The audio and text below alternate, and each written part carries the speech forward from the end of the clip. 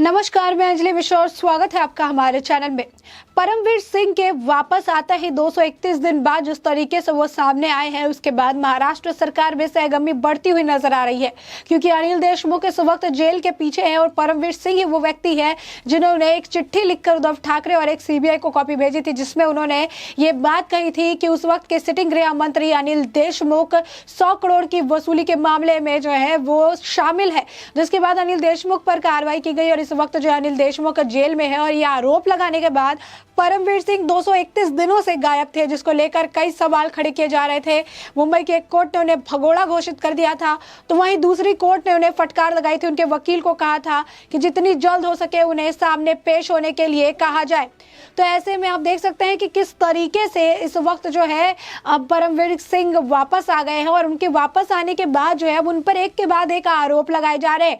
जो व्यक्ति इतने दिनों से सामने तक नहीं आया, जिनके बारे में लोगों को मालूम तक नहीं है, वही व्यक्ति अब आकर परमवीर सिंह पर आरोपों का बौछार करते हुए नजर आ रहे हैं। जी हाँ, बिल्कुल सही सुना आपने। आपको बता दें कि इस वक्त परमवीर सिंह पर जो है बड़ा खुलासा हुआ है। परमवीर सिंह को लेकर आपको बता दें रिटायर्ड एसीपी शमशेर पठान ने बड़ा खुलासा करते हुए जो है उन पर ये आरोप लगाए हैं कि 26/11, जिसको आज 13 साल हो गए हैं, तो 26/11 में हुई आतंकी हमले में जो आतंकवादी है कसाब, जिसे मास्टरमाइंड बताया गया था 26/11 के हमले को, उसको लेकर उन्होंने बड़ी टिप्पणी की। उन्होंने कहा है कि कसाब के साथ, आतंकवादियों के साथ जो है परमवीर सिंह के कनेक्शन थे। साथ ही साथ उन्होंने कहा है कि कसाब का फोन जो है इन्होंने यानी परमवीर सिंह ने जब्त किया था और उसे एविडेंस के लिए सामने रखने की बात थी, लेकिन उन्होंने उसे एविडेंस के लिए कभी सामने रखा ही नहीं। वो फोन कहाँ गया, इस बारे में किसी को कुछ भी नहीं पता है। और ऐसे में ये 13 साल बाद ये बात ये कहते हुए नजर आ रहे हैं, वो भी तब जब परमवीर सिंह सामने आकर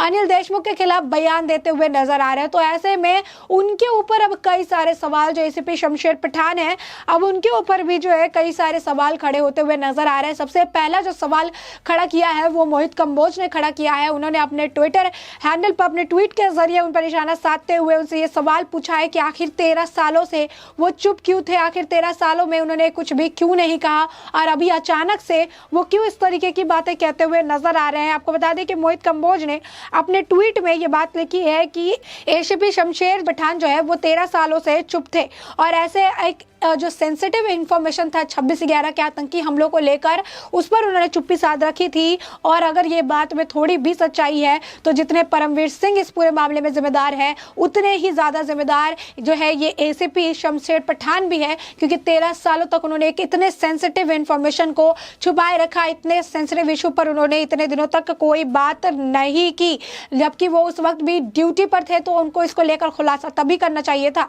तो ऐसे में सिर्फ यही नहीं, इस खुलासे के बाद कई सवाल खड़े होते हुए नजर आ रहे हैं कांग्रेस पार्टी पर और उद्धव सरकार पर भी, क्योंकि उस वक्त भी जो 2008 की बात हो रही थी, उस वक्त भी उद्धव ठाकरे और ये जो कांग्रेस है उसकी सरकार थी। और ऐसे में जो ये है कि ये गवर्नमेंट एम्प्लॉय है और ऐसे में सरकार के कहने पे ही सारे काम किए जाते हैं, तो पहले ऊपर से ऑर्डर आते हैं और उसी ऑर्डर को फॉलो किया जाता है। तो ऐसे में आतंकी हमले को लेकर इस तरीके के गंभीर आरोप जो है कहीं ना कहीं परमवीर सिंह के साथ ही साथ जो है अब उद्धव सरकार और साथ ही साथ कांग्रेस को भी कटघरे में खड़ी करती हुई नजर आ रही है। ये वही कांग्रेस है जो कसाब को हिंदू बताने पर तुले हुए थे। ये यही कांग्रेस पार्टी है जिसके वक्त में इस तरीके का एक हमला देखने के लिए मिला था और ऐसे में अब कांग्रेस पार्टी को भी इसको लेकर जवाबदेही है। साथ ही साथ उद्धव सरकार भी इस पूरे मामले में घिरती हुई नजर आ रही है, क्योंकि जब ये अनिल देशमुख का मामला निकलकर सामने आया है, जब ये सारे मामले, सारे जो कच्चे चिट्ठे खुलते हुए नजर आ रहे हैं, तो ऐसे मामले पर ही रिटायर्ड एसीपी का बयान जो है कहीं ना कहीं इशारा करता है। ये जो बयान जो है ये एक सिर्फ और सिर्फ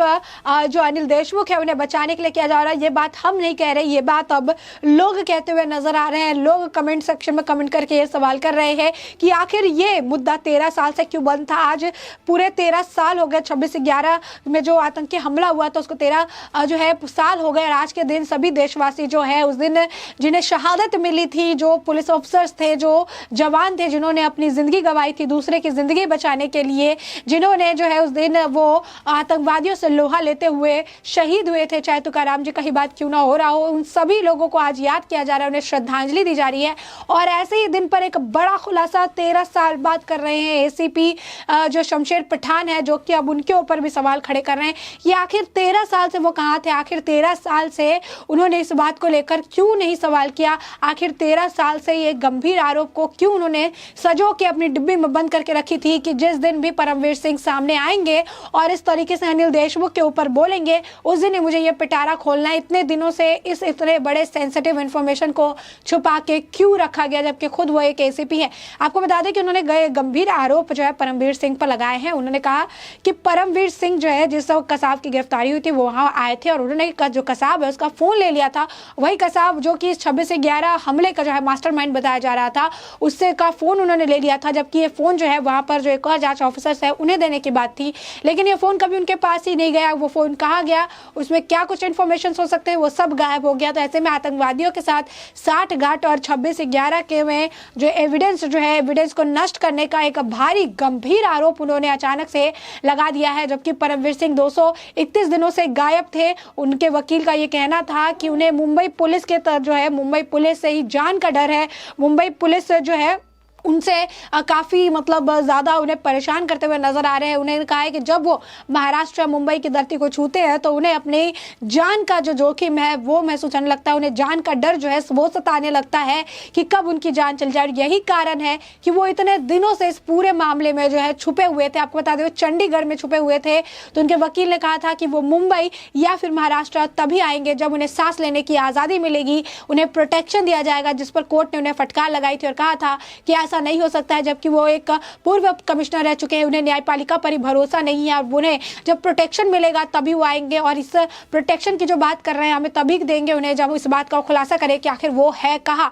जिसके बाद कोर्ट ने उन्हें राहत दी थी और कहा था कि गिरफ्तारी नहीं होगी, लेकिन उन्हें जितने भी अभी जो जांच चल रही है, जांच में पूरे तरीके से सहयोग करना पड़ेगा। जहां भी उन्हें बुलाया जाएगा वहां उन्हें जाना पड़ेगा और अपनी तरफ से इस पूरे जांच में जो है योगदान देना पड़ेगा। जिसके बाद आपको बता दें कि अचानक जो है परमवीर सिंह आते हैं और उनके पास जो भी प्रमाण, जो भी प्रूफ रहता है उसे लेकर वो हाजिर होते हैं, और उनके हाजिर होने के बाद वो जांच में जो है शामिल होते हुए नजर आते हैं। और ऐसे में जैसे ही वो सामने आते हैं, सभी लोग जो उनको लेकर निशाना साध रहे थे, जो कह रहे थे कि भगोड़ा है, जो कह रहे थे कि झूठ के आरोप में अनिल देशमुख को सलाखों के पीछे डाला हुआ है, जो कह रहे थे कि परमवीर सिंह भाग गए, वही परमवीर सिंह के आते ही उन्होंने चुप्पी साध ली। कोई कुछ कहता हुआ नजर नहीं आया, कोई प्रेस कॉन्फ्रेंस नहीं, कोई ट्वीट नहीं, कुछ भी नहीं कहा जा रहा है, क्योंकि सबको अब डर बैठ गया कि पता नहीं परमवीर सिंह कौन सा बड़ा खुलासा करने वाले हैं। परमवीर सिंह के आने से ये वसूली के मामले में क्या कुछ नया बदलाव देखने के लिए मिल रहा है, या फिर क्या कुछ बड़े नाम और इस पूरे मामले में शामिल होते हुए नजर आएंगे।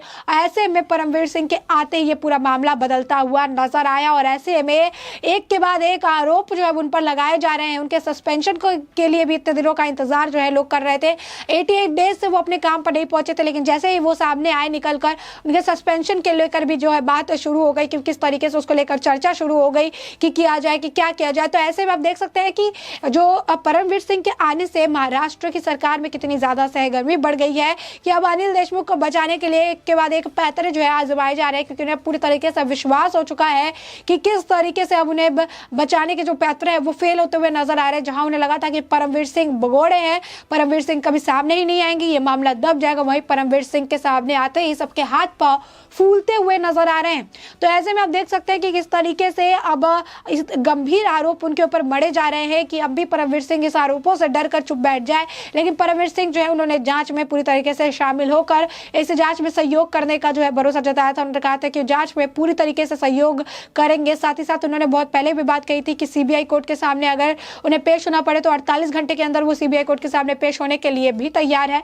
जिसके बाद आपको बता दें कि कोर्ट ने उन्हें राहत देते हुए कहा था कि गिरफ्तारी नहीं होगी आपकी, लेकिन जांच में पूरा सहयोग करना होगा। और ऐसे में उन्होंने जांच में सहयोग करने की बात कहकर ही उन्हें आने के लिए कहा था, जिसके बाद वो आते हुए नजर आए थे। आपको बता दें कि ये जो पूरा माजरा है इसमें एसीपी शमशेर पठान जो है उन्होंने एक लेटर लिखा था जुलाई के महीने में, और उन्होंने वो मेंशन किया है कि जो 26/11 टेररिस्ट अटैक हुआ था उसमें जो एविडेंस है उसको नष्ट करने का काम परमवीर सिंह ने किया है। और साथ ही उन्होंने कहा था कि अजमल कसाब जो उनका फोन लिया गया था, और ये पूरे बात की ध्यान रखी गई थी कि फोन जो है कभी सामने ही ना आए, है ताकि उसमें से जो एविडेंस है वो निकल कर लोग उसका इस्तेमाल ना कर पाए। तो देख सकते हैं कितने गंभीर और बड़े आरोप जो है उन्होंने लगाए हैं। और ऐसे में उस वक्त भी जो है सरकार थी कांग्रेस की। अब ऐसे में बड़ा सवाल ये उठता है कि क्या सच में इसमें कांग्रेस, अगर ये बात में थोड़ी भी सत्यता है तो क्या कांग्रेस इसके लिए जिम्मेदार नहीं है? क्या इतना बड़ा कदम किसी सरकार से बिना जाने बिना समझे कैसे हो सकता है? एक सरकारी नौकर बिना